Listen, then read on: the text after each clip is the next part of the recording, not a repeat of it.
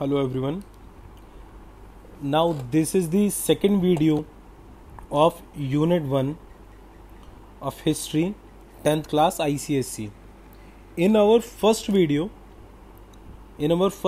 we have covered these which are marked with red: First War of Independence and Growth of Nationalism.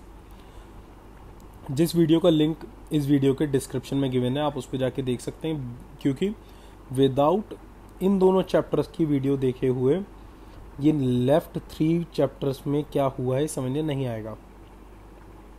ठीक, तो अब हम जो इस वीडियो से स्टार्ट करेंगे वो हम थर्ड यानी कि first phase of Indian national movement से हम स्टार्ट करेंगे. So in this video, this chapter the first phase of Indian national movement.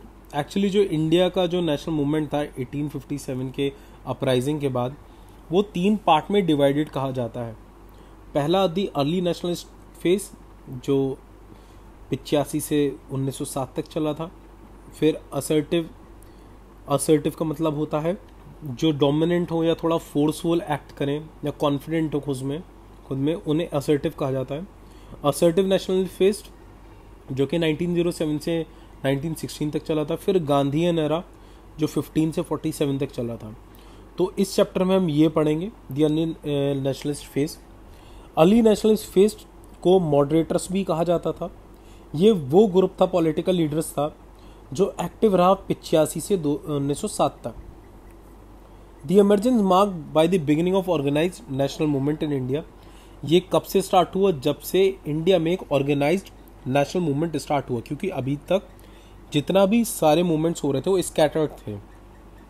Some of the important moderate leaders are Firoz Shah Mehta and Dadabhai Naoroji, with members of the group drawn from educated middle class professionals including lawyers, teachers, government officials. Many of them were educated in England. तो इसमें कैसे लोग थे? एक middle class professional people से educated थे, lawyers, teachers, government officials, और कुछ काफ़ी सारे ऐसे लोग थे जो इंग्लैंड में पढ़ाई करी थी जिन्होंने. They are known as early nationalist because वो अर्ली नेशनलिस्ट कहे गए. क्यों कहे गए? क्योंकि इनकी जो बिलीव था डिमांडिंग रिफॉर्म्स में वाइल अडॉप्टिंग कॉन्स्टिट्यूशनल, यानी कि जो चेंजेस लाए जाएं इंडिया में वो संविधान के तहत लेकर आए जाएं और पीसफुल मेथड से लेकर आए जाएं. इनकी फुल फेथ थी ब्रिटिश पे और उनके जस्टिस पे और उनके ईमानदारी से काम करने पे, उनकी ऑनेस्टी पे, इंटीग्रिटी पे पूरी फेथ थी. और इन्होंने ये सोचते थे कि जो ब्रिटिश रूल है वो एक तरीके से भारत के लिए वरदान है. और एक ये स्टंच बिलीवर थे किस चीज़ के, यानी कि कमिटेड या वेरी लॉयल बिलीवर थे open minded and moderate politics के. यानी ओपन माइंडेडनेस यानी कि चीज़ों को चेंज होना चाहिए अलग अलग तरीक़ों से, और मॉडरेट पॉलिटिक्स यानी कि हम वार्तालाप से चीज़ों को आगे बढ़ा पाएँ. अर्ली नेशनलिस्ट की डिमांड्स क्या क्या थी वो देखते हैं. पहली थी कॉन्स्टिट्यूशनल डिमांड. इसमें क्या कह रहे थे? Wanted a larger share of the government in their country, believed that eventually Indian should go more towards democratic self government, demanded the expansion of the legislative council, legislative assemblies both at the central prominence. यानी कि Indian government में भारतीयों को ज़्यादा से ज़्यादा भाग होना चाहिए और हल्के हल्के करके इंडिया को सेल्फ गवर्नमेंट मिल जाएगी. ठीक, इसके अलावा जो लेजिस्लेटिव काउंसिल है और असेंबलीज होती हैं जिसे हम आज के डेट में MLA MLC कहते हैं, उनके नंबर्स बढ़ने चाहिए. इसके अलावा इंडियन काउंसिल का अबलिशन होना चाहिए, इंडियन काउंसिल को हटा देना चाहिए. जैसे कि that is body of a few people for governor general advisory. पहले क्या होता था? गवर्नर जनरल की एडवाइस के लिए कुछ लोग, जो हमने इससे प्रीवियस वीडियो में पढ़ा था कि 15 लोगों का ज़्यादातर रहते थे, वो उनको हटा के क्या होना चाहिए? Adequate representation of Indians in the Executive Council of the Viceroy and those of the Governors. यानी कि इस इंडियन काउंसिल को, जिसमें 15 मेंबर होते थे, 7 कंपनीज के चुनिंदा और 8 क्राउन के द्वारा चुनिंदा, इनको हटा के क्या करा जाए? इंडियंस को रिप्रेजेंटेशन दी जाए एग्जीक्यूटिव काउंसिल्स में जो वाइसरॉय की होती हैं और गवर्नर्स की. देखिए, वाइसरॉय इंडियन लेवल पे हो गया, कंट्री लेवल पे, गवर्नर प्रोमिनेंस यानी स्टेट लेवल पे. ठीक, Indian membership increase, chamber of commerce, Indian की मेंबरशिप बढ़नी चाहिए कहाँ पर, कॉमर्स से रिलेटेड, यूनिवर्सिटीज से रिलेटेड, और demand control over the public money and raise the slogan, यानी कि जो लोगों का पैसा है, आम जनता का पैसा, वो कहाँ जा रहा है, कैसे जा रहा है। और इन्होंने एक स्लोगन उठाया, नो टैक्सेशन विदाउट रिप्रेजेंटेशन, यानी कि हमें अपने रिप्रेजेंटेशन करने दिया जाए तभी हम टैक्स देंगे। By the beginning of 20th century, यानी 1900 स्टार्ट होते होते, दे डिमांडेड स्वराज और सेल्फ गवर्नमेंट, यानी कि स्वराज और सेल्फ गवर्नमेंट इन्होंने मांगना स्टार्ट कर दी, जो कि कनाडा और ऑस्ट्रेलिया जैसी कंट्रीज में था जिन पर ब्रिटिश का रूल चल रहा था इस वक्त। इकोनॉमिक रिफॉर्म्स ही क्या कहा इन्होंने, ये चाहते थे कि जो लैंड रेवेन्यू, यानी जो आपका जो रेवेन्यू जनरेट हो रहा है हैवी टैक्सेस से, उसको कम करा जाए, और पीजेंट छोटे छोटे फार्मर्स को प्रोटेक्शन दी जाए कि भाई उनके जो राइट्स हैं उनको कैसे प्रोटेक्ट करा जाए, और ज़मींदार की जो भी अनजस्ट डिमांड थी उनके खिलाफ ही आए। They demanded for the government development of banking industrial growth, और इन्होंने कहा कि कुछ सस्ते इंटरेस्ट पे, कम इंटरेस्ट पे पीजेंट्स को, फार्मर्स को लोन प्रोवाइड कराए जाने चाहिए। इन्होंने कहा कि भाई आर्मी पर इंडिया इतना खर्चा नहीं करेगा, और जो भी खर्चा ज़्यादा कर रहा था वो इंडियन वेलफेयर के ऊपर, जैसे कि हेल्थ केयर के ऊपर जाना चाहिए। इंडिया इतना गरीब क्यों है और यहाँ पर भूखमरी क्यों फैल रही, इसके ऊपर इंक्वायरी करी इन्होंने। चीप क्रेडिट टू पीजेंट, जो हम इसमें पढ़ चुके हैं। Heavy taxes on import goods, यानी बाहर से आने वाले सामान पे टैक्स ज़्यादा लगना चाहिए, जिससे कि इंडियन मार्केट में वो आसानी से ना बिके और इंडियन सामान ही बिके। जब इंडियन सामान बिकेगा तो इंडियन लोगों को एम्प्लॉयमेंट मिलेगा, उनकी आर्थिक स्थिति, फाइनेंशियल कंडीशन अच्छी बनेगी। इसलिए उन्होंने इम्पोर्टेड गुड्स पे टैक्सेशन की डिमांड करी। और सॉल्ट, नमक और चीनी पे जो ड्यूटी थी उस पे इन्होंने बिल्कुल एब्लिशन कर दिया कि इस पे कोई सा भी टैक्स नहीं आना चाहिए। देखिए कुछ अर्ली नेशनलिस्ट के फोटो इसमें दिए हुए हैं। मदन मोहन मालवीय हैं ये, और गोपाल कृष्ण गोखले, और ये है फिरोज शाह मेहता।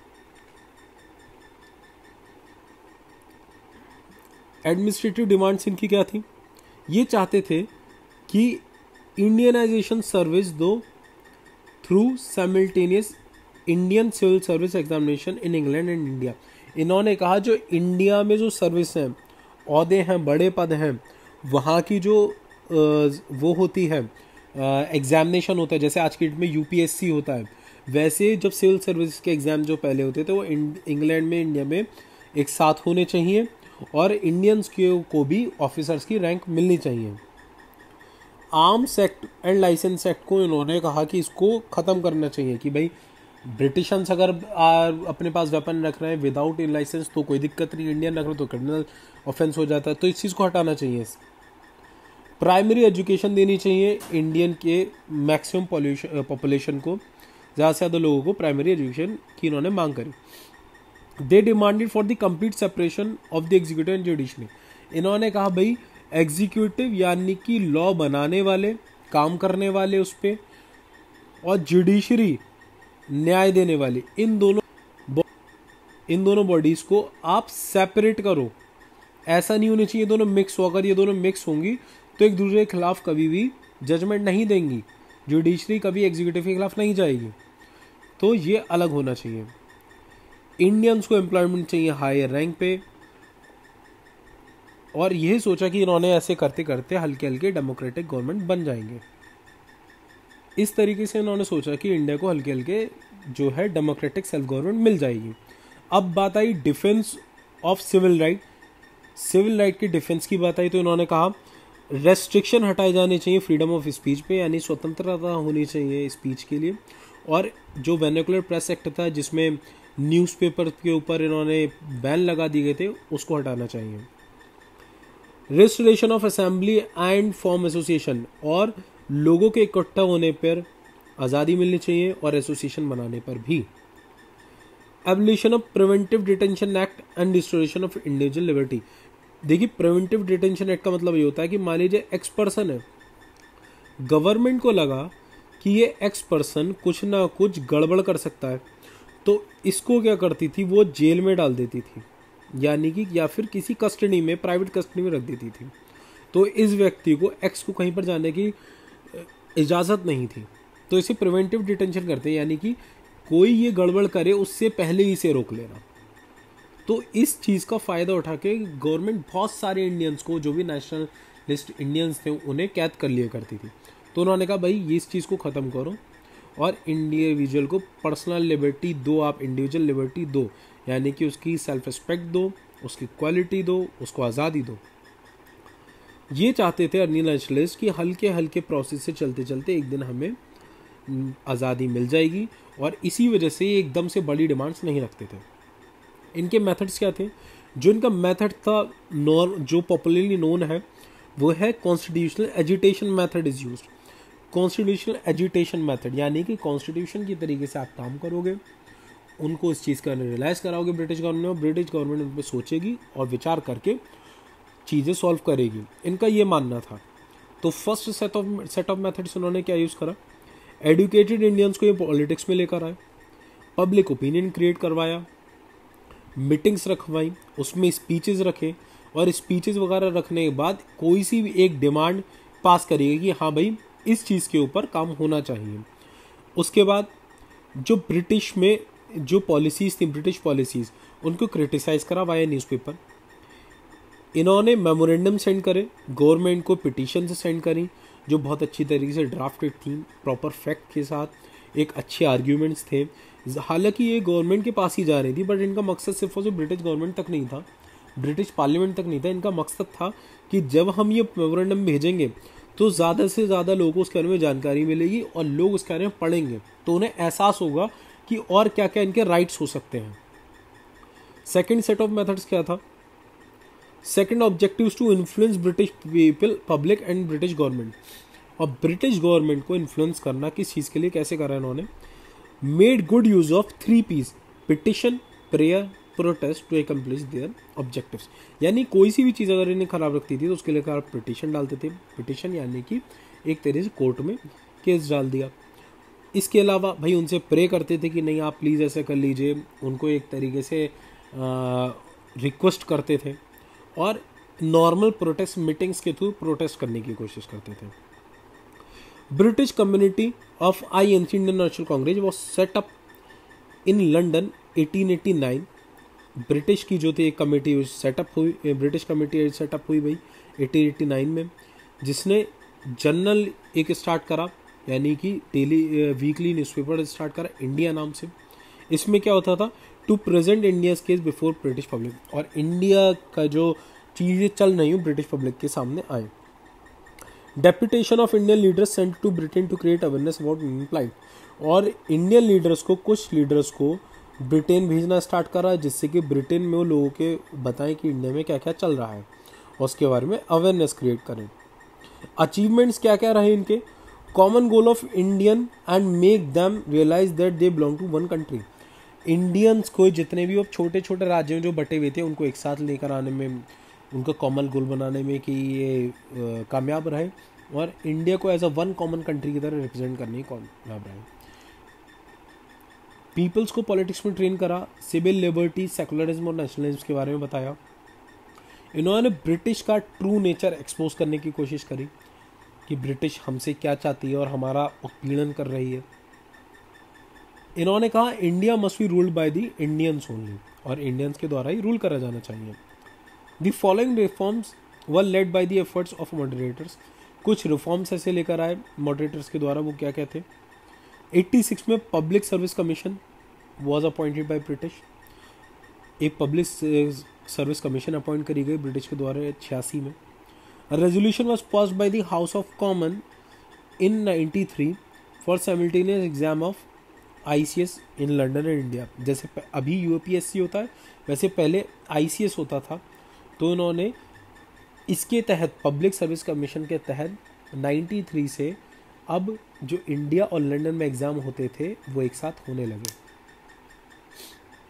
95 में British government appointed Welby commission on Indian expenditure under sir Reginald Earle Welby. ठीक है, इनके अंदर में वेली कमीशन आई। LLY है यहाँ पर। 92 में क्या हुआ, इंडियन काउंसिल एक्ट पास करा गया ब्रिटिश द्वारा। तो ये कुछ चीज़ें उन्होंने करी थी। क्रिटिसिज्म क्या रहा, ये क्रिटिसिज्म भाई क्या बुराई थी, बुराई क्या थी, ये बहुत बड़े लेवल पर लोगों को साथ में लेकर आने में कामयाब नहीं हुए। यानी जो जो थोड़े प्रोफेशनल लोग थे वो उनसे जुड़े, लीडर जुड़े, एजुकेटेड जुड़े, लेकिन मास फार्मर्स, मिडिल क्लास, ये सब लोग अच्छी तरह से नहीं जुड़ पाए। इनका जो फील्ड और इन्फ्लुएंस था बहुत ज़्यादा लिमिटेड था एजुकेटेड इंडियंस तक। ठीक है, सिर्फ एजुकेटेड अर्बन इंडियंस को ही ये थोड़ा सा कन्विंस कर पाए। इनकी जो लीडरशिप थी कन्फाइंड थी by the particular professional groups और लॉयर्स, डॉक्टर्स, जर्नलिस्ट, सिर्फ यही लोग इसमें इन्वॉल्व थे। ये फेल हुए रियलाइज़ करने में कि जो ब्रिटिश के इंटरेस्ट हैं वो इंडियन इंटरेस्ट के साथ कॉन्फ्लिक्टेड हैं। ये चीज़ ये समझ नहीं पाए और ये पूरी तरीके से रिलाय रहे ब्रिटिश गवर्नमेंट की जेनरोसिटी पे, यानी उनकी देन पर पूरी तरीके से रिलाय कर पाए और इन्होंने अपनी खुद की ताकत, स्ट्रेंथ नहीं पहचानी। Official attitude towards the Congress, official attitude Congress की तरफ क्या बना। शुरुआत में ब्रिटिश ने इसे फेवर करा क्योंकि एज अ वॉल्व माना कि कोई दिक्कत होगी तो पहले कांग्रेस के नेता इसको सुलझा लेंगे अगर पब्लिक की तरफ से कोई दिक्कत होती है तो। कुछ ऐसे लोग थे जैसे sir William, sir Henry Cotton, इन्होंने first session of Congress attend भी करा था। 87 में lord Dufferin attacked, lord Dufferin ने अटैक करा नेशनल कांग्रेस को अपनी स्पीच में और कहा कि ये बस एक नॉर्मल सी रिप्रेजेंटेशन ऑफ माइनॉरिटी पीपल्स है और क्रिटिसाइज़ करा नेशनल कांग्रेस को कि ये डिसलॉयल बाबुओं की तरह है और वायलेंट विलन्स की तरह है और इससे ज़्यादा ही कुछ नहीं है। 1890 में government employ are forbidden to participate in Congress, government employ अब पार्टिसिपेट नहीं कर पाएंगे 1890 से। कुछ ऐसे लोग थे जिन्होंने इन्हें एनकरेज करा कि भाई आप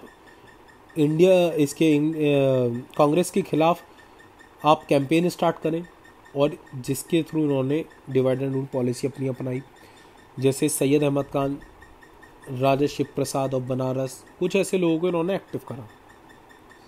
इसी के थ्रू इन्होंने भाई यहाँ से इन्होंने अपोजिशन का स्टार्ट करवाया और इसी के थ्रू ये हल्के हल्के हिंदू मुसलमान के बीच में एक दूसरे के बारे में गलत भावना ये डालते चले गए। अब देखिए दादा भाई नारोजी के बारे में पढ़ते हैं। कुछ प्रोमिनेंट लीडर जो थे वो कौन कौन थे। 1825 से 1921 तक ये रहे थे, ग्रैंड ओल्ड मैन कहते थे इन्हें। इंडियाज़ अनऑफिशियल एम्बेसडर इन्हें कहा गया इंग्लैंड में। इन्हें इलेक्ट करा गया था बॉम्बे म्यूनिसिपल कॉरपोरेशन के लिए, उसके बाद इन्हें टाउन काउंसिल के लिए इलेक्ट करा गया। इन्होंने बॉम्बे एसोसिएशन को फाउंड करा था। इन्होंने रस्त गुफ्तार न्यूज़पेपर इनके द्वारा एडिट करा जाता था। 65 में इन्होंने London Indian society with collaboration of WC Banerjee, Womesh Chandra Banerjee के साथ इन्होंने बनाई। The theory of drain was presented by him. जो theory of draining of wealth वाली जो थ्योरी थी कि जो अंग्रेज़ हैं वो हमारी वेल्थ को खा रहे हैं, वो इन्हीं के द्वारा अपनी किताब poverty and un British rule in India में इन्होंने लेकर आए। इन्होंने काफ़ी सारे साल जो थे अपने स्टैटिस्टिक्स क्रिएट करे, जोड़े, अपने साथ कलेक्ट करे और उसको इन्होंने दिखाया भी अपनी एक जगह पर, एक इनके आर्टिकल में, the inevitable consequences of foreign domination in the drain of wealth of the subject nation of the country of the rulers, nation to the country of the rulers. इस आर्टिकल में इन्होंने एक स्टैटिस्टिक्स बनाई और उसमें prove करा कि India के जो रहने वाले लोग हैं उनकी एनुअल इनकम 20 रुपये से ज़्यादा की नहीं है। नेहरू जी को 3 बार ब्रिटिश प्रेसिडेंट बनाया गया कांग्रेस का। इनका सबसे ज़्यादा क्रेडिट दिया जाता है स्वराज मांगने के लिए। द क्रेडिट फॉर डिमांडिंग पहली बार 1906 में कांग्रेस के द्वारा स्वराज मांगा गया था, जो इन्होंने कहा था। In England during year 1892 he presented the cause of Indian in the house, और इन्होंने 82 में इंडियन लोगों के जो कॉजेज़ हैं उनके बारे में बात रखी थी। 1886 में इन्होंने इस्टेब्लिश करी थी ईस्ट इंडिया एसोसिएशन, जो हम लास्ट वीडियो में भी पढ़ी थी हमने। और ये हल्के हल्के करके पॉपुलर होते चले तो इसकी ब्रांचेस जो थी कलकत्ता, बॉम्बे और मद्रास में सेटअप हुई। गोपाल कृष्ण गोखले बहुत मेजर पर्सनालिटी हैं। गोपाल कृष्ण गोखले जो थे वो इन्फ्लुएंस थे जस्टिस रनादे से, जिनका फोटो अभी आपको देखने के लिए मिलेगा नीचे। और इन्होंने डेक्कन एजुकेशन सोसाइटी ज्वाइन करा था जो कि जस्टिस रनादे द्वारा ही बनाई गई थी। इन्होंने Varanasi session of INC in 1905 में अटेंड करा और इसी ईयर में ही founded the servants of the Indian society and went to England and Africa. England and Africa गए। श्रीनिवास शास्त्री एंड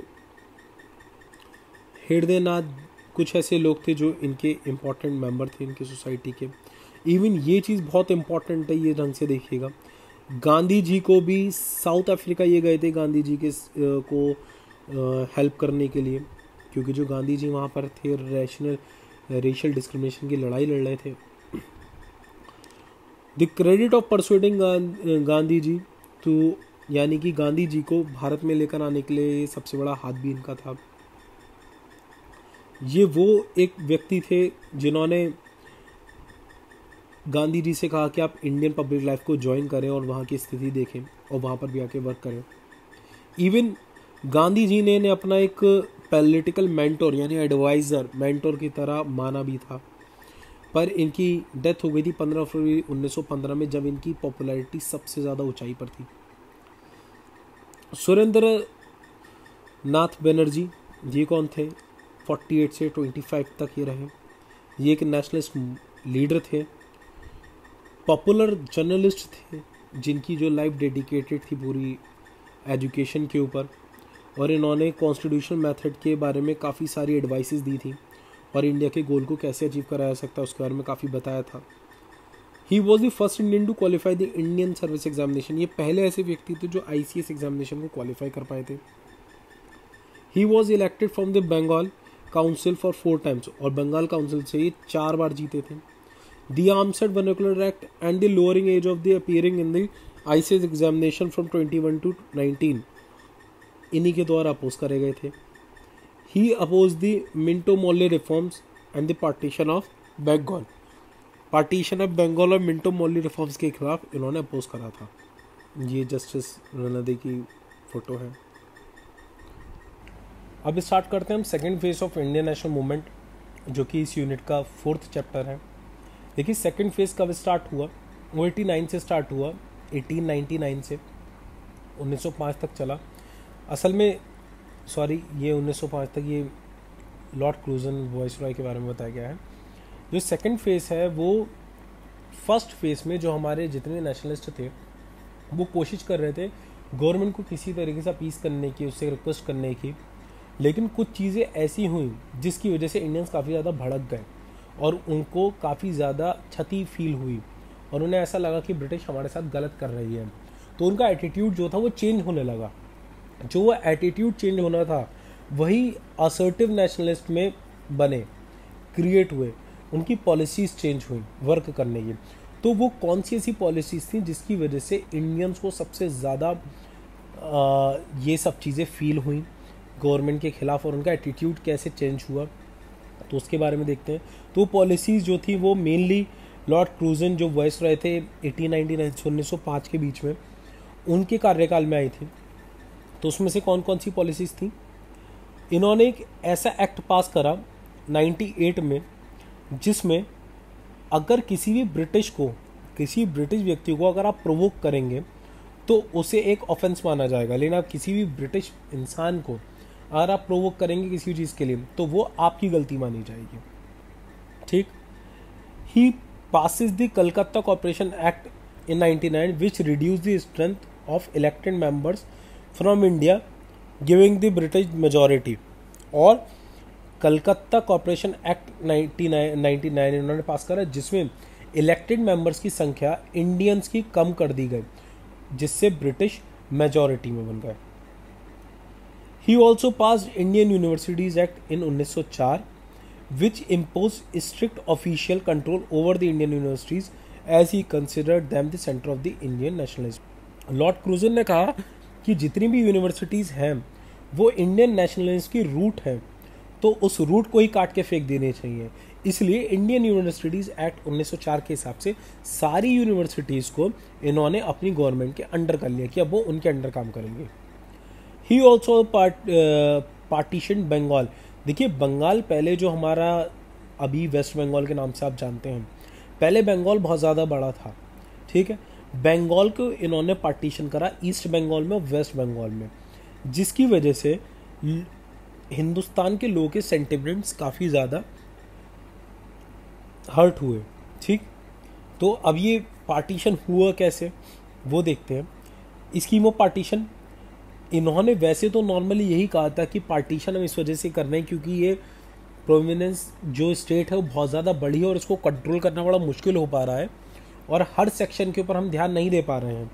इन्होंने शुरू में कहा ये था, लेकिन ये कहने के बाद इन्होंने पार्टीशन था वो कर दिया था आपके रिलीजियस बेसिस पे कि दो पार्टीशन में, जिसमें आपका जो ईस्ट वाला बंगाल रह जाएगा वो हिंदू मेजॉरिटी बन जाए और जो वेस्ट बंगाल हो जाएगा वो मुस्लिम मेजॉरिटी बन जाए। इन्होंने रिलीजियस आधार पे कर रहे थे, जिससे चाह रहे थे हिंदू और मुसलमानों को डिवाइड कर दिया जाए।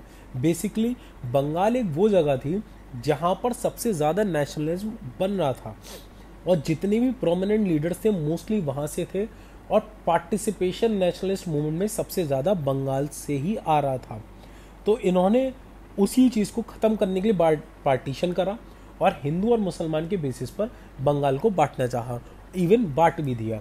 जिससे इन्होंने एक चीज़ और करी, जब वेस्ट बंगाल इन्होंने मुस्लिम्स को दिया तो मुस्लिम्स को उसका फ़ायदा मिल रहा था, जाहिर सी बात है क्योंकि वो मुस्लिम मेजॉरिटी हो चुका था, तो मुस्लिम्स को उसका थोड़ा फ़ायदा देखा, हिंदू को उसका नुकसान देखा। तो हिंदू मुस्लिम्स के लिए को एक दूसरे के इंटरेस्ट के खिलाफ लाके खड़ा करा, जिससे हिंदू मुस्लिम एकता जो बहुत ज़्यादा तेज़ी से बन रही थी ब्रिटिश के खिलाफ वो टूट जाए। तो ये जो अनाउंस जो है वो करा गया था 20 जुलाई 1905 को और इसे इम्प्लीमेंट करा गया 16 अक्टूबर 1905 में। इसमें क्या करा गया था, इसमें बंगाल, बिहार, उड़ीसा इन सबको एक सिंगल प्रोविंस बना दिया गया था। सॉरी, ये सिंगल प्रोविंस था 1765 से। By 1900 the province had grown too large handle to, इन्होंने ये बात कही ये भाई बहुत दिक्कत हो रही है हैंडल करने पर, इनका मंशा कुछ और थी। देखिए कुछ इस तरीके से डिवीजन करा गया था। ये बंगाल इतना बड़ा हुआ करता था, सोचिए कितनी बड़ी स्टेट थी बंगाल। इन्होंने क्या करा, इन्होंने डिवीजन करा वो इस तरीके का, ये वाला पार्ट कर दिया और ये वाला पार्ट। वैसे पूरा बंगाल हिंदू मेजॉरिटी का था, अब इन्होंने क्या करा, ये वाला मुस्लिम मेजॉरिटी हो गया, ये वाला हिंदू मेजॉरिटी हो गया, ठीक। तो ये पार्टीशन इन्होंने कर दिया था। तो इन्होंने जातिवाद के आधार पे, इन्होंने रिलीजियस बेसिस पे पार्टीशन करके हिंदू मुस्लिम को एक दूसरे के सामने लाके खड़ा कर दिया था। खैर ये जो पार्टीशन वाली चीज़ें अभी आप आगे पढ़ेंगे कि बाकी ये सब, ये वाला पार्टीशन कैसे हुआ। फिलहाल लॉर्ड क्रूजन के बारे में जो पार्टीशन है वो इतना है, ठीक है। अब जब ये पार्टीशन हुआ तो इंडिया में इसका बहुत ज़्यादा इफेक्ट पड़ा। इंडिया में इफेक्ट पड़ा कि जो नेशनलिज्म की भावना थी वो और ज़्यादा बढ़ गई लोगों के अंदर, और बढ़ने की वजह से लोगों ने स्वदेशी मूवमेंट यानी कि सिर्फ और सिर्फ इंडिया बनी हुई चीज़ों का इस्तेमाल करेंगे, और बॉयकॉट मूवमेंट यानी ब्रिटिश सामान को बॉयकॉट करेंगे, ये बहुत ज़्यादा तेज़ी से बढ़ा। देखिए centre of Indian nationalism Bengal था, स्प्लिट कर दिया उसे जिससे कि वीकर हो जाए। पार्टीशन करा गया दो पार्ट्स में, और एक चीज़ और, बंगाल का पार्टीशन करके इन्होंने बंगाल को ही, बंगाली लोगों को ही वहाँ पर माइनॉरिटी बना दिया। पार्टीशन की कैलकुलेशन इस तरीके से करी जो वहाँ के लोग थे बंगाली वो ही बेचारे माइनॉरिटी बन गए। To support division on basis of religion और division of religion on the basis of religion उन्होंने करा। अब एंटी पार्टीशन मूवमेंट चला जो कि 7 अगस्त 1905 से स्टार्ट हुआ। Partition bought peoples and political leaders together, यानी लोगों को एक साथ लेकर आया, पॉलिटिकल लीडर्स एक साथ आए। प्रोटेस्ट मीटिंग रखी गई सुरेंद्रनाथ बनर्जी द्वारा, कृष्ण कुमार मित्रा, पीसी रे, बीसी पाल, आनंदा मोहन बेस, ये सब आए। Assertive nationalist and early nationalist came together. Assertive nationalist और अर्ली नेशनलिस्ट दोनों साथ में हैं।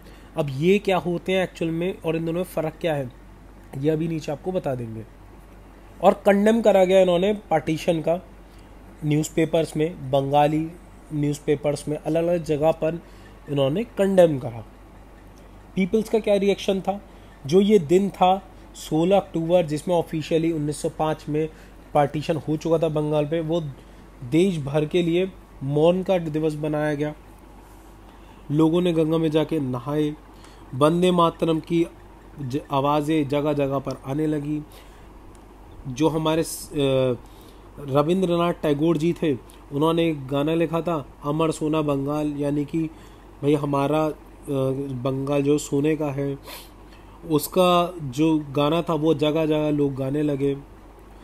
रक्षाबंधन ये बहुत शानदार पॉइंट है, ये चीज़ तो मैं कहता हूँ आज भी होनी चाहिए अगर हमें हिंदू मुसलमानों को एक साथ रखना है, क्योंकि इंडियन कंट्री हमारी जो भारत है बड़ा अनमोल देश है, ठीक है। ये चीज़ होनी चाहिए, बार बार होनी चाहिए कि जो रक्षाबंधन है वो एक नए वे में सेलिब्रेट करा गया। उसमें क्या, हिंदू और मुसलमानों ने एक दूसरे के राखी बांधी और राखी बांध के ये सिंबलाइज करा कि हमारी जो यूनिटी है वो अनब्रेकेबल है। भले ही आपने बंगाल के 2 पार्ट कर दिए लेकिन हमारी यूनिटी ब्रेक नहीं होगी इससे। बड़े बड़े लीडर आनंद मोहन बोस जैसे इन्होंने फाउंडेशन रखी फेडरेशन हॉल की और उसको मार्क का अनब्रेकेबल यूनिटी के नाम पे, और कस्में खाई स्वदेशी की कि स्वदेशी ही खरीदेंगे और स्वदेशी ही काम करेंगे। जो स्वदेशी आज की डेट में आप 2020 आ रही है, मोदी जी को करना पड़ता है आत्मनिर्भर भारत बनाओ, तो वही चीज़ थी ये स्वदेशी। देखिए इम्पैक्ट क्या हुआ लॉर्ड क्रूजन के। लॉर्ड क्रूजन एक स्टैंड पे आया था, had fired a big gun but the recoil was tremendous. Recoil कहते हैं जब आप बंदूक से गोली मारते हैं जितना वो हिलती है उसे रिकॉइल कहते हैं। तो आपने लॉर्ड क्रूजन ने एक बहुत बड़ी चीज़ तो कर दी थी लेकिन जो उससे होने वाली कंपन थी, जो नुकसान होने वाला था वो बहुत ज़्यादा बड़ा था, ठीक है। यूनिटी और नेशनलिज्म बहुत ज़्यादा फैलने लगा, स्वदेशी बायकॉट मूवमेंट बहुत ज़्यादा फैलने लगा, पूरी तरीके से फेथ जो थी वो ख़त्म हो गई थी ब्रिटिश गवर्नमेंट के ऊपर। नेशनल मूवमेंट और ज़ोरदार तरीके से आगे बढ़ने लगा। इन्हीं चीज़ों की वजह से पार्टीशन जो हमारा बंगाल का करा गया था रिलीजियस बेसिस पे, उसको 1911 में ख़त्म करके on the basis of language उसको करा गया। एक नई स्कीम आई और उसमें लैंग्वेज के बेसिस पे करा गया, जिसमें हिंदी, उड़िया, असमी बोलने वाले लोगों को अलग कर दिया गया बंगालियों से, और इंडिया की जो कैपिटल थी कोलकाता उसको शिफ्ट कर दिया गया दिल्ली में, ठीक। तो 1911 में दिल्ली हमारी कैपिटल बनी थी बेसिकली। नेशनलिस्ट, असर्टिव नेशनलिस्ट और अर्ली नेशनलिस्ट में फ़र्क क्या था भाई, इनका मानना था सेल्फ गवर्नमेंट मिल जाए, ठीक है, और जो पावर है बेसिक पावर एम्पायर के हाथ में ही रहे, और ये एब्सोल्यूट इंडिपेंडेंस पे नहीं जाते थे। असर्टिव नेशनलिस्ट कहते थे नहीं भाई, स्वराज, पूर्ण स्वराज चाहिए हमें पूरी तरीके से इंडिपेंडेंस चाहिए। ये कहते थे भाई कॉन्स्टिट्यूशनल मेथड, यानी पिटिशन डालो, उनका वेट करो, उनसे रिक्वेस्ट करो, वो ज़्यादा बढ़िया है। हमारे असर्टिव कहते थे नहीं भाई, ये हमारी अप्रोच नहीं है, हमारी अप्रोच है फोर्सफुल, कमांडफुल, हमें अपने ऊपर विश्वास है। दे held good positions under the British government, इनकी पोजीशन अच्छी थी ब्रिटिश गवर्नमेंट में, और इनकी कोई पोजीशन नहीं थी क्योंकि इनसे ब्रिटिश ज़्यादा परेशान था और इनके साथ बुरा बर्ताव होता था। दे हैड फेथ इन, ये फेयर प्ले में फेथ थी कि जस्टिस पे फेथ था, इनको बिल्कुल भी फेथ नहीं था, इनको फेथ था सिर्फ और सिर्फ इंडियन पीपल्स की पावर पे, और इनका मानना था कि ब्रिटिश रूल ही एक वजह है जो इंडिया की पॉवर्टी की, लोगों की। इन्होंने they receive the support from the intelligence, जो पढ़े लिखे लोग थे, जिन्हें थोड़ा बहुत भी फायदा था ब्रिटिशर्स के से, या कुछ ब्रिटिश लोग थे उनका इनको फेवर था, और ये जो थे इनको आम इंसान ने सपोर्ट करा। ये जो थे आइडिया ऑफ वेस्टर्न फिलोसफर्स, यानी जो दक्षिण तरफ के लोग थे कि भाई पेपर वर्क करो, आप बातचीत करो, बातचीत से चीज़ें सॉल्व होंगी, उनके ऊपर बिलीव रखते थे। और ये जो थे ड्रॉ थे इंडिया के पास्ट से, इंडिया के पास्ट से ये इंस्पायर हुए। जैसे कि भाई महाराणा प्रताप से ये इंस्पायर हुए, राणा संगा जी से इंस्पायर हुए, छत्रपति शिवाजी से इंस्पायर हुए कि उन लोगों ने भी तो लड़ाई लड़ी है, ये उनसे इंस्पायर थे। लीडर्स ऑफ असर्टिव नेशनलिस्ट, जो लीडर्स थे असर्टिव नेशनलिस्ट के, वो कौन कौन थे? जैसे बाल गंगाधर तिलक, लाला लाजपत राय, बिपिन चंद्र पाल, ये लाल बाल पाल रायों के नाम से भी फेमस थे। ठीक, ये देखिए लाल बाल पाल, लाला लाजपत राय, बाल गंगाधर तिलक और बिपिन चंद्र जी, ये थी। अब सूरत स्प्लिट ऑफ 1907 क्या है? सूरत स्प्लिट, देखिए जो असर्टिव नेशनलिस्ट थे या फिर जो अर्ली नेशनलिस्ट हैं, ये दोनों थे पार्ट कांग्रेस के ही पार्ट थे ये। बट क्या था, इन लोगों की अप्रोच ये थी, कुछ लोग ऐसा मानते थे, कुछ लोग ऐसा मानते थे। तो आखिरकार 1907 में स्प्लिट हो गए, ये लोग अलग अलग हो गए। अब हुआ क्या था भाई, एक सेशन रखा गया सूरत में जिसमें दोनों लोग आए। असर्टिव वालों का मानना था कि लाला लाजपत राय को प्रेसिडेंट बनाना चाहिए सूरत सेशन का। अर्ली वालों का मानना था कि भाई राजबरी घोष जी को बनाना चाहिए। कन्फ्यूजन क्रिएट हुआ तो उसका रिजल्ट क्या हुआ? असर्टिव ज्यादा नहीं था, असर्टिव कम थे, नेशनलिस्ट ज्यादा थे। तो असर्टिव्स को 9 साल के लिए निकाल दिया गया। अब जब ये 9 साल के लिए निकाला तो ब्रिटिश के लिए क्या बन गई? अपॉर्चुनिटी बन गई कि अब तो भाई ये दोनों अलग अलग हो गए, अब हम और बढ़िया तरीके से अपना काम कर सकते हैं, भारत पे राज करेंगे आराम से। ब्रिटिश ने अडॉप्ट करा क्या? कंसेशन एंड रिप्रेशन पॉलिसी, यानी कि कंसेशन एंड रिप्रेशन पॉलिसी, यानी कि ये अर्ली नेशनलिस्ट एंड मुस्लिम्स को, इन लोगों के से तो ये प्यार से तरीके से कुछ जगहों पर कंसेशन दे के काम करवाएंगे। और असर्टिव्स थे, क्योंकि असर्टिव से ज्यादा डरते थे, क्योंकि उनकी जो लीडरशिप थी और उनकी अप्रोच थी वो ज्यादा पावरफुल थी, उनके साथ ये दुर्व्यवहार करेंगे, ये इन्होंने अप्रोच क्रिएट करी। ठीक है, इससे अर्ली नेशनलिस्ट और असर्टिव नेशनलिस्ट में भी दुर्भावना क्रिएट हुई, और मुस्लिम्स जिनको फायदा मिल रहा था और बाकी जैसे हिंदू या फिर सिख्स के साथ दुष्व्यवहार क्रिएट हुआ। ठीक, causes of rise of assertive nationalist, कौन कौन से ऐसे कॉजेज थे जिससे कि असर्टिव नेशनलिस्ट राइज हुए? पहला था true nature of British expose, जो ब्रिटिश का ट्रू नेचर तो एक्सपोज हो चुका था, जो भी पॉलिटिकल इवेंट्स 92 से 1905 के बीच में होते उनकी वजह से। असर्टिव नेशनलिस्ट अभी तक बहुत कुछ नहीं पा पाए थे, तो उनका फेलियर था ये। इंडिया की कंडीशन गिरती जा रही थी। देखिए भाई, फेमाइन से, भुखमरी से 4 सालों के भीतर 90 लाख लोगों की जान गई थी, 90 लाख। और जहां पर अंग्रेज क्या कर रहे थे, उन लोगों की मदद करने की जगह सेलिब्रेट कर रहे थे 25 साल। किस चीज़ के? क्वीन विक्टोरिया के, कि भाई एम्प्रेस ऑफ इंडिया के बने हुए 25 साल हुए, तो वो सेलिब्रेट कर रहे हैं। ठीक, इंडियंस के अंदर कॉन्शियसनेस बढ़ने लगी, सेल्फ रिस्पेक्ट, सेल्फ कॉन्फिडेंस बढ़ने लगा। लीडर्स जो थे अरविंदो घोष जैसे, अरविंदो घोष जी हमारे ये हैं, बाल गंगाधर तिलक जैसे, लाला लाजपत राय, बिपिन चंद्रपाल जी की तरह जो लीडर थे, इन्होंने प्रमोट करा इस आइडियोलॉजी को।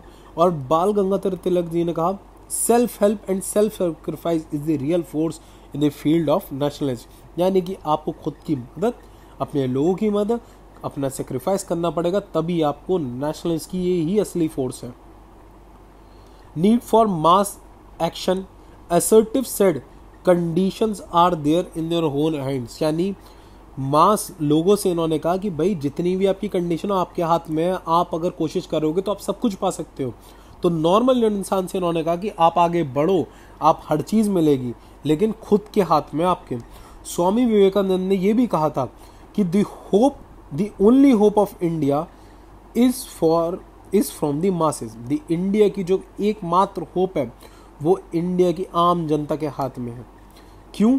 क्योंकि जो अपर क्लास हैं, जो बड़े लोग हैं, जो पैसे वाले हैं, वो फिजिकली और मॉरली डेड हैं, यानी कि उन्हें कोई फर्क नहीं पड़ रहा, वो आपका साथ नहीं देंगे। इन्फ्लुएंस ऑफ इंटरनेशनल मूवमेंट, इसके अलावा कुछ ऐसे इंटरनेशनल मूवमेंट हुए जिससे असर्टिव्स को लगा कि हम इनको हरा सकते हैं, ब्रिटिशर्स को भगा सकते हैं। वो कैसे? जैसे कि जापान ने उसी वक्त में रशिया को हराया था, क्योंकि रशिया बहुत बड़ी कंट्री थी, जापान छोटी सी, तब भी हरा दिया था।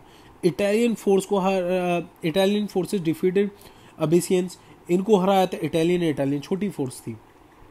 बोर्स जो कि साउथ अफ्रीका में थे, उन्होंने 3 साल तक लड़ाई लड़ी ब्रिटिश के साथ। तो ऐसे कई सारे एग्जाम्पल थे जो असर्टिव नेशनलिस्ट के लिए एक एग्जाम्पल की तरह बने कि हम लड़ सकते हैं ब्रिटिशर्स के साथ। Growth of education and unemployment, Indians जो थे एजुकेट तो हो रहे थे पर उन्हें जॉब नहीं मिल रही थी, तो ये भी एक वजह बनी। इंडियंस के साथ देश में ही नहीं, देश के बाहर भी बुरा बर्ताव हो रहा था, जैसे साउथ अफ्रीका में जिसके लिए गांधी जी लड़ रहे थे, इंडिया के साथ भी डिस्क्रिमिनेशन हो रहा था। तो इस डिस्क्रिमिनेशन के लिए ऑन इंटरनेशनल लेवल पे लड़ना था इन्हें। इसके अलावा existence of national school of thoughts. National school of thoughts का मतलब हुआ कुछ लोग ऐसे थे जिनका दिमाग, जिनका जो विचार थे वो ये कहते थे कि वो नेशनलिस्ट, और उनका जो गोल था वो स्वराज था। तो काफ़ी सारे ऐसे लोग ऑलरेडी थे, तो उन सब लोगों ने मिल करके असर्टिव नेशनलिस्ट बने हुए। ऊपर से लॉर्ड क्रूजन की जो पॉलिसी, जो हमने ये चैप्टर स्टार्ट हुआ था तब जो पढ़ी, वो पॉलिसीज। पार्टीशन ऑफ बंगाल का पार्टीशन एक बहुत बड़ी चीज़ बनी। ऑब्जेक्टिव्स ऑफ असर्टिव नेशनलिस्ट क्या क्या रहे? इमीडिएट अटेनमेंट ऑफ स्वराज, यानी कि स्वराज तुरंत के तुरंत मिले। इन्हें ऑस्ट्रेलिया न्यूजीलैंड जैसी सेल्फ गवर्नमेंट नहीं चाहिए, इन्हें स्वराज चाहिए। मेथड्स कौन कौन से थे? इन्होंने नॉन कॉर्पोरेशन, पैसिव रेजिस्टेंस, यानी अगर आपके साथ कोई गलत चीज़ हो रही है तो उसके खिलाफ आवाज़ उठाना, उसके खिलाफ एक्ट करना। मास एजिटेशन, पब्लिक साथ में आए और अपना जो एजिटेशन है वो शो करे। सेल्फ रिलायंस, ये सब मेथड्स उन्होंने यूज़ करे। इसके लिए उन्होंने 2 बेसिक जो चीज़ें थी वो स्वदेशी और बाइकॉट, यानी इंडियन चीज़ों को इस्तेमाल करें, बाहर की चीज़ों को नहीं करें। ये स्वदेशी और बाइकॉट यूज़ करा। इसके अलावा उन्होंने क्या करा भाई, इस चीज़ को लॉन्च करने के लिए नेशनल एजुकेशन को बढ़ावा दिया, फ्री यूनिवर्सिटीज़ खोली गई। इन्होंने एक ऐसी स्कीम लेकर आई है जिससे इन्होंने कहा कि भाई यूनिवर्सिटीज़ को फ्री करा जाए गवर्नमेंट के कंट्रोल से, ठीक है। इसके अलावा कई सारे यूनिवर्सिटीज़, कॉलेज, स्कूल सेटअप करे गए, जिसमें अगर कोई सी प्रॉब्लम होती थी लोगों को, उसमें असर्टिव लीडर्स जो थे उन्हें एडवोकेट करते थे उनकी प्रॉब्लम्स को। पैसिव रेजिस्टेंस क्रिएट करा। इन्होंने कहा भाई नॉन वायलेंट चीज़ें इस्तेमाल करो और पॉलिटिकल एक्शंस लो अपने एम्स को अचीव करने के लिए। बिलीव्ड दैट, और इन्होंने ये सोच थी कि अपने अधिकारों की भीख मांगने से अच्छा है कि उन्हें छीनो, आप क्लेम करो, ठीक। रिवाइवलिज्म, जैसे कि पहले ही बताया कि पास्ट इवेंट को ग्लोरीफाई करा। शिवाजी महाराज, राणा प्रताप जी को, इस तरीके के लीडर्स को इन्होंने इंडिया के सामने प्रेजेंट करा, उन्हें ग्लोरीफाई किया। इन्होंने कहा भाई पर्सनल सेक्रीफाइस सबसे ज़्यादा ज़रूरी है, बिना पर्सनल सेक्रीफाइस के आपको स्वराज नहीं मिल पाएगा। ज़्यादा से ज़्यादा लोगों का इसमें इन्वॉल्वमेंट क्रिएट करा। Repressive measures for the government ने इन सब चीज़ों को दबाने के लिए क्या क्या करा। असर्टिव सफर्ड द मोस्ट, इनको सबसे ज़्यादा दिक्कत हुई, जेल हुआ, लोगों को मार दिया गया, शूट आउट कर दिया गया। 1908 में तिलक जी को 6 साल के लिए जेल भेज दिया गया, म्यांमार, वो भी यानी बर्मा। लाला लाजपत राय जी को भी बर्मा भेज दिया गया, यानी म्यांमार, विदाउट ट्रायल, उनका ट्रायल भी नहीं हुआ, डायरेक्ट भेज दिया गया। गलती है या नहीं ये भी नहीं देखी गई। न्यूज़पेपर्स को सेंसर कर दिया गया। भाई न्यूज़पेपर ने सेंसर का मतलब कि अगर कोई सी गवर्नमेंट के खिलाफ कोई खबर आएगी तो उसको हटा देना। और प्रोहिबिटेड मीटिंग्स, यानी मीटिंग्स को ख़त्म कर देना कि मीटिंग्स नहीं होगी लोगों की। और नेशनलिस्ट एसोसिएशन, यानी नेशनलिस्ट मूवमेंट से रिलेटेड जो भी लोग थे उनके ऊपर मुकदमेबाजी करना स्टार्ट कर दी। अचीवमेंट्स क्या क्या रहे? ये वो लोग थे जो लोगों के दिलों में प्राइड लेकर आ पाए और इंडियन हिस्ट्री के बारे में बता पाए कि आप कमज़ोर नहीं हैं। इन्होंने नया स्लोगन निकाला, non cooperation, passive resistance, mass agitation, self reliance. Different languages में लोग थे और अलग अलग जगह पर वो रीच कर पाए, तो ज़्यादा से ज़्यादा लोगों को ये रीच कर पाए। Produce class of people willing to sacrifice, इन्होंने अपनी स्पीचेस ऐसी दी, फैक्ट्स ऐसे क्रिएट करे कि जिससे लोग अपने सेल्फ सेक्रीफाइस के लिए तैयार हुए। फेयर प्ले को इन्होंने एक्सपोज कर दिया, सेल्फ रिलायंस को प्रमोट करा, और इन्होंने डिक्लेयर करा कि India needs total freedom, Bharat को पूरे स्वतंत्रता चाहिए। यूनिवर्सिटीज़, कॉलेज, स्कूल सेटअप करे। Started from Bengal spread in country, यानी बंगाल से स्टार्ट कर और फैल गया पूरी कंट्री में। Due to assertive only partition, assertive सिर्फ और सिर्फ असर्टिव की वजह से ही जो बंगाल का पार्टीशन 1905 16 अक्टूबर को हुआ था उसको एनुअल यानी कैंसिल कर दिया गया, ठीक है। और उसकी इसी वजह से उन्हें एक सेल्फ कॉन्फिडेंस, नया सेल्फ कॉन्फिडेंस आया। कुछ ऐसे लीडर्स थे जिनका बहुत ज़्यादा योगदान है, जिसमें लीडर एक हमारे बाल गंगाधर तिलक जी हैं, जिनकी 56 से 1920 तक रहे। इन्हें फादर ऑफ असर्टिव नेशनलिस्ट भी कहा जाता है। ये महाराष्ट्र में पैदा हुए थे, लॉयर थे। इन्होंने पुणे इंग्लिश कॉलेज फाउंड करा था। इन्होंने पेट्रियोटिज्म लोगों में फैलाया, कांग्रेस के मूवमेंट को बढ़ाया इन्होंने। ये स्वराज इन्होंने मांगा और इन्होंने कहा swaraj is the birth right and I shall have it, swaraj मेरा जन्मसिद्ध अधिकार है और मुझे ये मिलेगा। First leader to contact masses to inculcate courage and self defence, ये पहले ऐसे व्यक्ति थे जिन्होंने करेज इकट्ठी करी और लोगों से बातचीत करी डायरेक्टली और उनको सेल्फ डिफेंस के बारे में समझाया। अखाड़े यानी कि जिम खोले, लाठी क्लब्स जिसमें लाठी चलाना सिखाई जाती है वो करा इन्होंने। Preach nationalist, started national Ganpati, कुछ ऐसी चीज़ें इन्होंने स्टार्ट कर दी जिससे लोगों के अंदर नेशनलिस्ट की भावना आ गई। जैसे गणपति विसर्जन पहले नहीं हो रहा था बहुत वक्त से, तो इन्होंने गणपति विसर्जन स्टार्ट करा 1893 में, जिससे लोगों के अंदर अपनी ट्रेडिशनल भावनाएं दोबारा पैदा हुई। शिवाजी जैसे लोगों को इन्होंने दोबारा ग्लोरीफाई करा जिससे कि यूथ इनसे कुछ ना कुछ सीख ले। स्टार्ट करें न्यूज़पेपर मराठा इंग्लिश में और केसरी इन्होंने मराठी में। एस्टेब्लिश होम रूल लीग, इन्होंने एक होम रूल लीग एक एस्टेब्लिश करी। एक वो लीग थी जिसका पर्पज़ ये था कि पहले होम रूल कैसे लेकर आया जाए, उसके लिए क्या क्या करना चाहिए। ये एक वो व्यक्ति थे forerunner of Gandhi ji, in many ways both work like it. दोनों का जो काम था गांधी जी का और इनका लगभग एक सा था, एक सी इसी फील्ड में करा था और एक तरीके से गांधी जी के तरीके से काम करने वाले थे। इसके बाद आते हैं बिपिन चंद्र घोष, जो 1858 से 1932 तक रहे। इन्हें father of revolutionary thoughts of India भी कहा जाता है। ये पैदा हुए थे सिलहट में, बांग्लादेश में है जो इस टाइम। इन्होंने अपना कैरियर स्टार्ट करा था एज अ सोशल रिफॉर्मर, ब्रह्मो समाज के साथ एसोसिएट होके। ज्वाइन कांग्रेस करी थी इन्होंने 86 में। इनका as a role of journalist इन्होंने बंगाल पब्लिक ओपिनियन में काम करा, the Tribune, the new India में काम करा। इनकी राइटिंग्स कुछ ऐसी थी जो ब्रिटिश गवर्नमेंट को झंझोड़ दिया करती थी। कई बार ऐसा हुआ कि इनको, एक बार की बात है कि इनको अरविंदो घोष जी के खिलाफ इन्हें टेस्टिमनी करनी थी, उन्हें पहचानना था जिससे अरविंदो घोष जी को सज़ा मिल जाए, तो उन्होंने उस चीज़ के लिए मना कर दिया था। इस वजह से इन्हें 6 महीने की सज़ा भी हुई थी। नेशनल एजुकेशन के लिए इन्होंने काम करा। ये चाहते थे कि नेशनल एजुकेशन एक वो बेसिस है जो लोगों के पास जाए और उसी के द्वारा लोगों को पढ़ा लिखा कर ही फ्रीडम के मूवमेंट की तरफ हम आगे बढ़ सकते हैं। इन्होंने कास्ट सिस्टम को अपोज करा। इन्होंने रिजिड रूल्स को अपोज करा। जैसे कुछ रूल्स ऐसे होते हैं कि लोअर कास्ट अपर कास्ट साथ में खाना नहीं खाएंगे, साथ में रहेंगे नहीं, उसको इन्होंने ख़त्म करने की मांग करी। विडो रीमैरिज एक्ट को एडवोकेट करा। एडुकेटिंग वुमेन के ऊपर इन्होंने काम करा। डेवलप इंडिजीनियस इंडस्ट्री, इंडिजीनियस मतलब भारत की इंडस्ट्री भारत में ही बने, भारतीय इंडस्ट्रीज क्रिएट करने की मांग करी इन्होंने।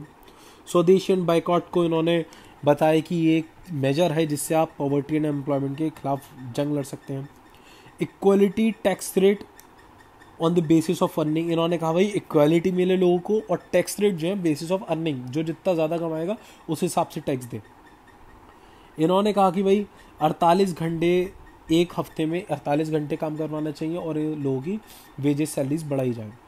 इसके अलावा जो हमारे प्रोमिनेंट लीडर हैं वो है लाला लाजपत राय जी, जो जिनको शेरे पंजाब या फिर पंजाब केसरी भी कहा जाता है।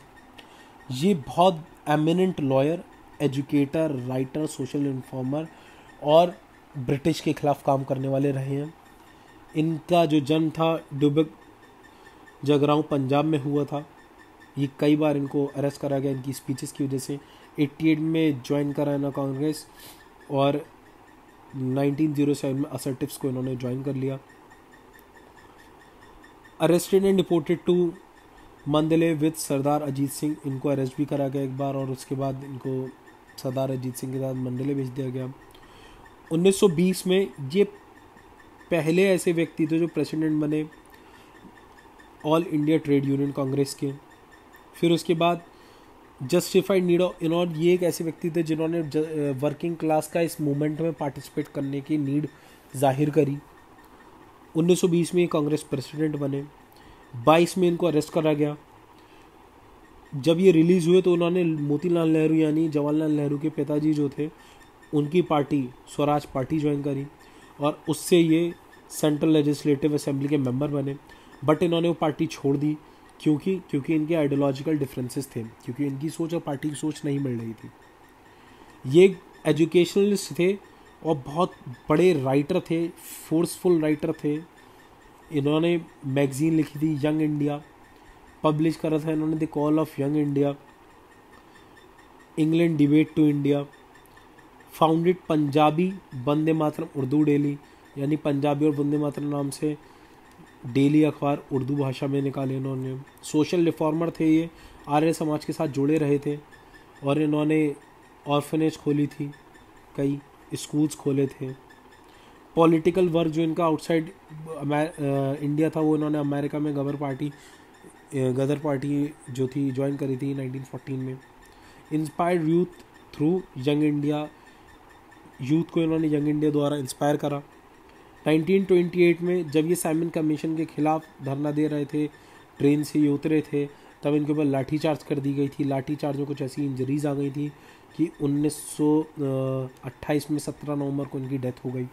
और जब ये मर रहे थे इन्होंने अपने अंतिम वक्त में एक बात कही थी कि जो इनके ऊपर लाठियाँ बरसियाँ वो किसी एक दिन ब्रिटिश के कॉफिन्स की नेल की तरह काम करें, यानी एक दिन ब्रिटिश का पूरा साम्राज्य ख़त्म हो जाएगा। Lathi blows inflicted on me will would prove some day as nails in the coffin of British empire.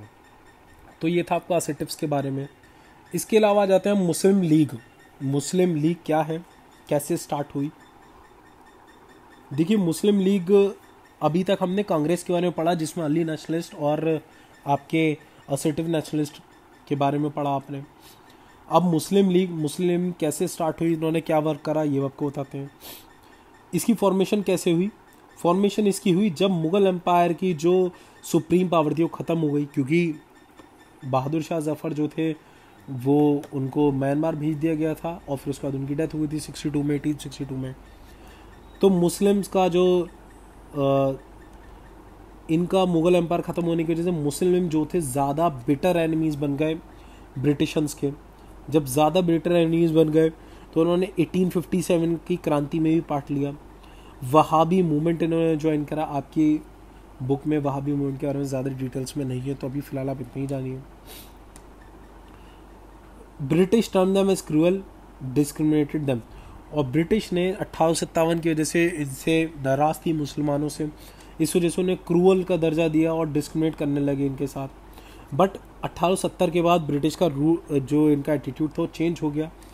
Change इन्होंने जानबूझ के करा। इन्होंने सोचा कि मुस्लिम्स को अपनी साइड करके कम्युनलिज्म का बीज डाला जाए हिंदू और मुसलमानों के बीच में। तो इसलिए 1870 में इनका थोड़ा सा चेंज हो गया और ये अपीजमेंट करने लगे मुस्लिम के साथ, यानी मुस्लिम्स को रेस्पेक्ट देने लगे, उनको अपीजमेंट पॉलिटिक्स करने लगे उनके साथ। ब्रिटिश की पॉलिसी थी डिवाइड एंड रूल की। इस वजह से 1871 में लॉर्ड मायो ने क्या करा, जो क्योंकि अब ये मुसलमानों को अपीज कर रहे थे, तो क्या हुआ था, उर्दू जो थी as a medium of instruction इन्होंने बना दी प्राइमरी और सेकेंडरी एजुकेशन में फॉर मुस्लिम्स के एजुकेशन इंस्टीट्यूट के लिए पैसा देने लगे। और हिंदुओं के सामने मुसलमानों को लुटेरे की तरह इन्होंने प्रोजेक्ट करा और मुसलमानों के सामने हिंदू किंग को क्रूअल की तरह प्रोजेक्ट करना स्टार्ट कर दिया। Justifies partition of Bengal as to make Muslim majority province, और इन्होंने जो बंगाल का जो पार्टीशन था उसमें ये कहा कि भाई हमने तो मुसलमानों के लिए करा है ये मुसलमान, तो इसलिए मुसलमान खुश भी थे उस वक्त। कास्ट स्ट्रक्चर जो था इन्होंने उसको फॉलो करने लगे। कास्ट स्ट्रक्चर इन्होंने फॉलो करा, यानी भेदभाव वाला, lower caste upper caste. Hindu Muslim और सिख्स को इंडियन पीपल्स की तरह हैंडल करने की जगह इन्होंने अलग अलग रिलीजियस तौर पे हैंडल करा, सेपरेट एंटिटीज़ माना और उनके अलग अलग लीडर्स को इन्होंने बातचीत करी, उनसे जो उनके लीडर कहते थे कम्युनल लीडर्स उसी चीज़ के ऊपर ये विचार करते थे। तो एक अलग अलग आइडेंटिटी दे दी थी। पहले उससे पहले इंडियन आइडेंटिटी थी, अब क्या आइडेंटिटी हो गई, Hindu identity, Muslim identity, second identity. Communal hatred इन्होंने बढ़ाई, प्रेस के हिसाब से पोस्टर्स लगवाए, posters, press, literature, public platform, अलग अलग जगह पे ऐसी ऐसी चीज़ें कही गई जिससे कि हिंदू मुसलमानों के बीच में एक दूसरे भावना बढ़ने लगी, गलत भावना। इसके अलावा relative backwardness of the Muslim community in education, trade and industry. Muslim league की शुरुआत इस वजह से भी हुई थी क्योंकि मुसलमानों की जो बैकवर्डनेस थी एजुकेशन में, ट्रेड में और इंडस्ट्री में वो थी और वो आगे नहीं बढ़ पा रहे थे। इसके अलावा सर सैयद अहमद खान, वैसे तो मैंने सर नहीं कहना चाहूँगा लेकिन फिर भी किताब में लिखा है आपकी सर सैयद अहमद खान। सर सैयद अहमद खान एक वो व्यक्ति थे, पहले तो ये पैदा हुए थे 17 अक्टूबर 1817 में और मार्च 27 1998 में इनकी डेथ हुई थी। ये एक टीचर थे, पॉलिटिशियन थे, एक फिलोसफर थे, सोशल रिफॉर्मर थे और इन्होंने स्कूल बनाया था जो बाद में अलीगढ़ मुस्लिम यूनिवर्सिटी बना, AMU आज भी आप जानते हैं। मैंने शुरू में कहा कि मैं इनको सर तो नहीं कहना चाहूँगा, वो क्यों, क्योंकि एक पहले व्यक्ति थे जिन्होंने 2 नेशन थ्योरी यानी इंडिया पाकिस्तान की थ्योरी इन्होंने क्रिएट करी थी। असल में ऐसा क्या था कि ये मुसलमानों की पोजीशंस को लेकर चिंतित थे और ये चाहते थे कि अगर हिंदुस्तान एक रहा तो हिंदुओं का राज चलेगा और मुसलमानों को उसमें जगह नहीं दी जाएगी। तो इस वजह से ये मुसलमानों को, पहले तो ये सोचते थे कि हिंदू मुसलमान एक से हैं, साथ हैं, एक नेशन की तरह काम करेंगे, लेकिन फिर इसके बाद इनको हल्के हल्के इन्हें फील होना शुरू हुए नहीं मुसलमानों के लिए अलग होना चाहिए कुछ, उनकी मुझे चिंता है। इन्होंने ऐसी सी बात कही। इस चीज़ को इन्होंने पकड़ने के लिए और ब्रिटिशर्स को थोड़ा सा इन्वॉल्व करने के लिए मुस्लिम्स को अच्छा ट्रीटमेंट आगे बढ़ाने के लिए हिंदू से हटके, यानी इन्होंने नेशनल इंटीग्रिटी यूनिटी को तोड़ते हुए सिर्फ और सिर्फ मुसलमानों के अनुसार सोचते हुए, ना कि एक भारतीय की तरह सोचते हुए, इन्होंने क्या करा, इन्होंने कुछ चीज़ें लिखी जैसे तबीन उल कलाम, जिसमें इन्होंने शो करी इस्लाम और क्रिश्चियनिटी के बीच में क्या क्या सिमिलैरिटीज़ हैं। मोहम्मदीन एंग्लो ओरिएंटल स्कूल इन्होंने बनाया। मोहम्मदीन एजुकेशन कॉन्फ्रेंस इन्होंने बनाई 1866 में। ये वो व्यक्ति थे जो अवेयरनेस इन्होंने इंक्रीज करी मुसलमानों की इन सब कॉन्टिनेंट, यानी सब कॉन्टिनेंट में इन्होंने अवेयरनेस क्रिएट करी। At first he believe that Hindu Muslim was unity but later resolve the 2 nation theory. In 1865 the Indian national Congress was set up, he opposed Congress. और जो एकमात्र ऐसी चीज़ बनी थी जो पूरे इंडिया को साथ में लेकर चलती और शायद इंडिपेंडेंस ज़्यादा जल्दी मिल जाता, उन्होंने इसको अपोज करा। वाह वाह सर सैयद खान जी, वाह। इसके अलावा एनोरियस इंटरप्रिटेशन ऑफ हिस्ट्री, यानी रॉन्ग या मिस्टेकन, क्या करा गया कि जो इंडियन पीरियड था उसको 2 पार्ट में डिवाइड करवा दिया इन्होंने, क्रिश्चियंस ने, सॉरी नॉट क्रिश्चियन, ब्रिटिशंस ने, सॉरी टू से क्रिश्चियन, ब्रिटिशंस, जिसमें प्रोजेक्ट करा गया कि एक हिंदू पीरियड था और मुसलमान पीरियड था और दोनों कम्युनिटी को ये रियलाइज़ करा कि जब हिंदू थे तो उसमें मुसलमानों ने अटैक करा, जब मुसलमान आ गए फिर उसमें हिंदू ने उनके खिलाफ आवाज़ उठाई, तो आपकी जो एक दूसरे से आपकी पोजीशन ली हिंदू और मुसलमानों ने, इसकी वजह से इनको डिवाइड करने की कोशिश करी गई। कुछ जो कॉमन चीज़ें भी थी, कॉमन आइडियाज़ थे, उनको भी डिस्ट्रक्ट करने की कोशिश करी गई। और जो हमारी मुग़ल इन्वेजन वाली जो थ्योरी थी कि मुग़लों ने कैसे कैसे इन्वेड करा, उसकी पॉपुलराइज करा हिंदुओं के बीच में, जिससे कि मुसलमानों को वो अपना दुश्मन मानने लगे। राइज ऑफ असर्टिव नेशनलिस्ट, कुछ जो असर्टिव नेशनलिस्ट जब बढ़ रहे थे तो उन्होंने काफ़ी सारी स्पीच ऐसी दी थी जिसमें गणपति फेस्टिवल हो या फिर हिंदू किंग्स का सेलिब्रेशन हो या एंटी पार्टीशन, यानी जो बंगाल का पार्टीशन था उसके खिलाफ बोलना हो, कुछ ऐसी चीज़ें हुई जिसकी वजह से मुसलमान खुश नहीं हुए। उन्हें ऐसा लगा ये चीज़ें नहीं बोलनी चाहिए। इसके अलावा economic backwardness of the country, lesser job leads to reservation in job based on caste, creed and religion. तो ऐसा हुआ कि भाई जब इंडिया में कम जॉब थी तो लोगों ने जॉब्स के लिए डिमांड करा, तो ब्रिटिशर्स ने जानते हुए, देखिए जो हमारा रिजर्वेशन वाला मामला है जिससे हम आज तक जूझ रहे हैं, परेशान हैं, वो यहीं से आया है।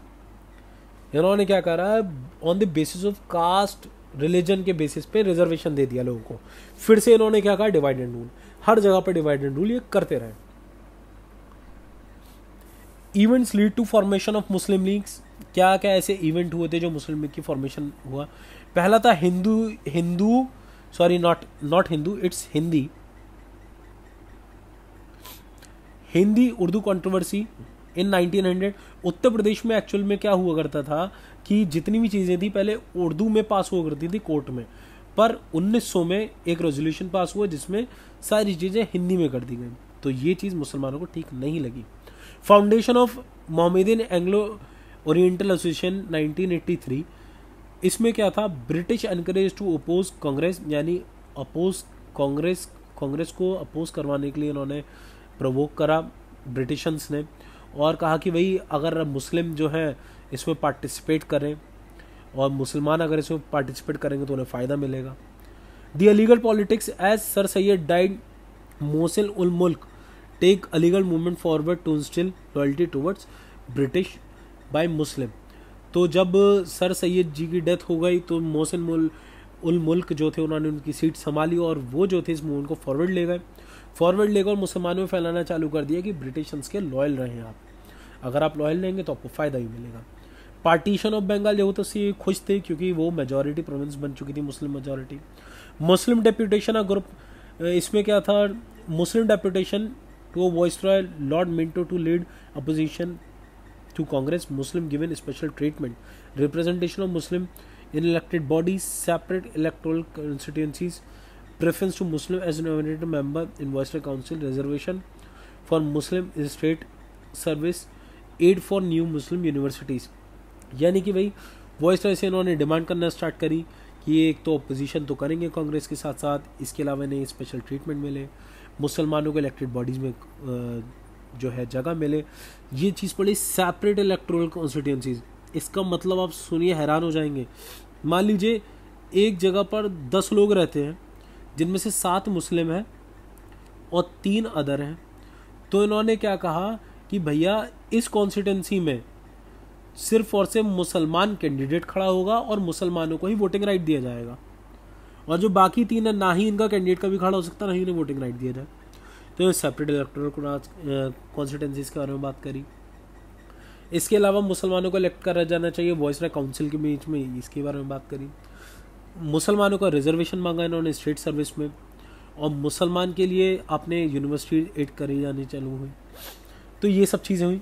फॉर्मेशन ऑफ मुस्लिम लीग किस तरीके से हुई, देखिए नवाब सलमुल्लाह ऑफ ढाका, जिसे आज के डेट में ढाका कहते हैं, बांग्लादेश की कैपिटल है, इन्होंने एक इनिशिएटिव लिया और 1906 में दिसंबर में जो एमिनेंट मेंबर्स की एक असेंबली हो रही थी उसमें इन्होंने कॉन्फ्रेंस थी, मोहम्मदन एजुकेशन कॉन्फ्रेंस, उसमें ये प्रपोजल रखा कि मुस्लिम लीग का गठन होना चाहिए।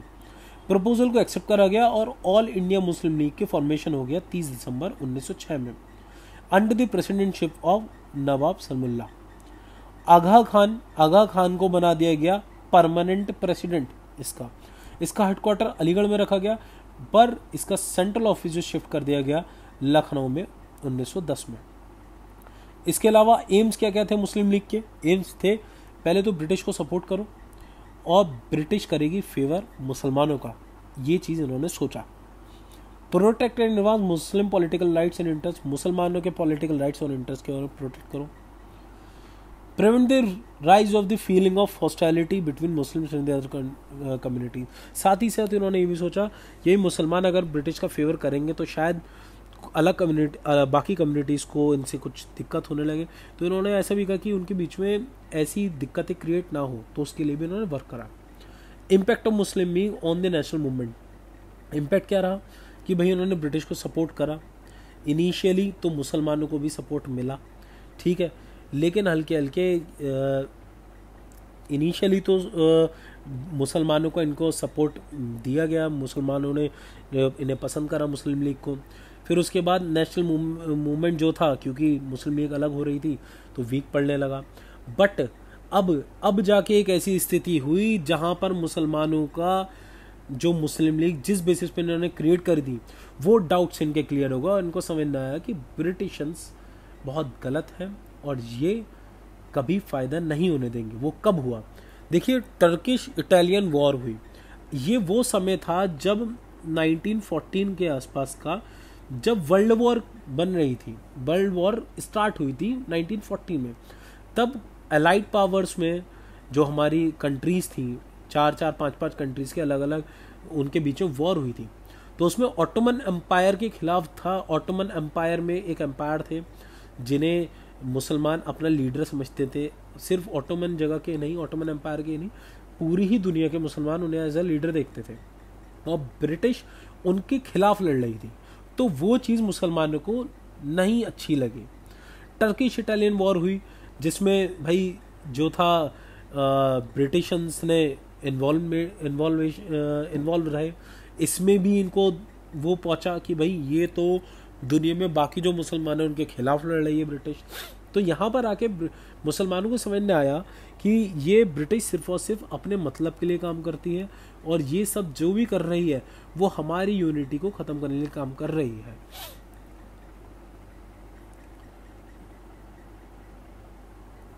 इसके अलावा जो हमारा पार्टीशन हुआ था बंगाल का, जब वो कैंसिल हुआ तो ये भी काफ़ी बुरा लगा मुसलमानों को, मुसलमानों को उससे फ़ायदा मिल रहा था। Indian Muslim launch Khilafat movement due to work of British and Turkish Italian war. और इंडियन मुस्लिम जो थे उन्होंने खिलाफत मूवमेंट चालू करा। क्यों? क्योंकि टर्किश इटालियन वॉर की वजह से। इस खिलाफत मूवमेंट में कांग्रेस ने भी उनका साथ दिया और कांग्रेस ने इसको नॉन कॉपरेशन मूवमेंट में भी ऐड कर लिया। इन सब का रिजल्ट ये हुआ कि मुस्लिम लीग और इंडियन नेशनल कांग्रेस के बीच एक पैक्ट साइन हुआ जो कि लखनऊ में हुआ था। उसे लखनऊ पैक्ट कहा गया और उस पैक्ट में, ये 1916 की बात है, कांग्रेस ने कम्युनल इलेक्टोरेट को, यानी कि जो हमने बताया था आपको सेपरेट कम्युनल इलेक्टोरेट, कि वहाँ पर अगर 7 मुसलमान एक जगह पे 3 अदर कास्ट के हैं तो वो सब जो है मुस्लिम ही कैंडिडेट वहाँ पर आएगा और उसी की वोटिंग होगी। यानी मुसलमान मुसलमान को वोट करेगा, हिंदू हिंदू वोट करेगा, इस तरीके का। ठीक है। इन 1930 the two nation theory was born and 1930 में टू नेशन थ्योरी जो थी वो सरफेस कर गई और 1940 में लीग एट लाहौर जिन्ना ने इसको सामने रखा।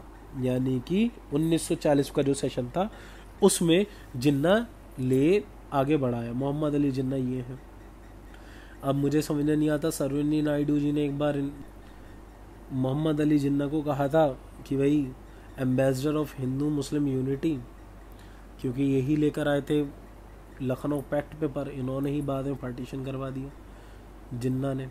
तो कहाँ से एम्बेसडर हो गए हिंदू मुस्लिम यूनिटी के? अगर एम्बेसडर बनाना है तो कुछ ऐसे लोगों को बनाते, अशफाकुल्ला खान जी जैसे लोगों को, जिन्होंने सच में भारत के लिए काम करा है। खैर छोड़िए। लखनऊ पैक्ट क्या था?